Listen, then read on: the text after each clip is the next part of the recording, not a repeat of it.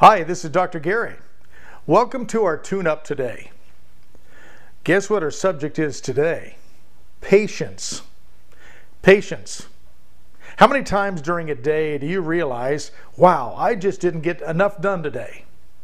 Or how many times do you start a project and before the end of the day you're so impatient with it because you have not reached perfection that you become so disgusted you just drop it and it never gets done? I had a client come to me just a few days ago, and you know who you are, and I got so tickled because this person completely reinvented their business and themselves 3 weeks ago. And they were disappointed because today they just didn't feel like things were where she wanted them to be.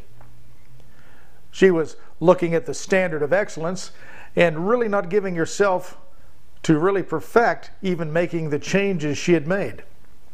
You see, if we're going to make things happen, first of all, we have to be committed to being patient and patient enough to let things happen.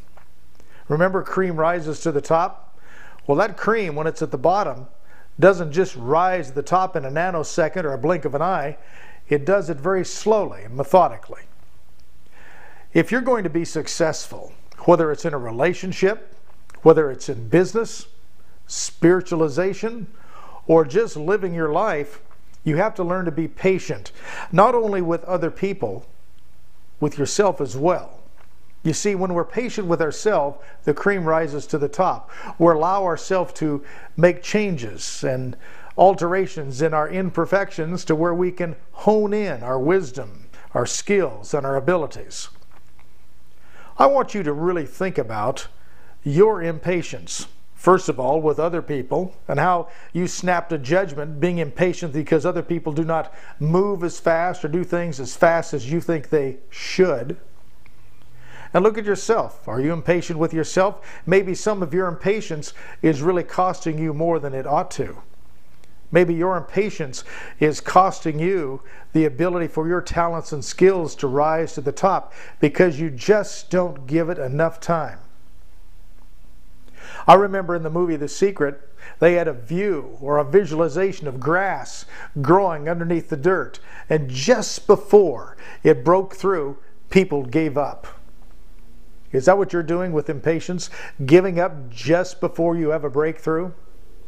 Let's work on that. Let's work on our own personal patience for ourselves first and give the grace to other people as well and give them a break. You know, if we'll do that, many of our family arguments will stop. Many of our persecutions of other people will stop, and we're going to be more peaceful. So this is Dr. Gary asking you to work on your patience. It's okay not to be doing it in a nanosecond. Sometimes the longer you take at it, the better it's going to be. Until next time, I'm wishing you a wonderful day, a wonderful life, and above all, decide today to be happy. Bye-bye.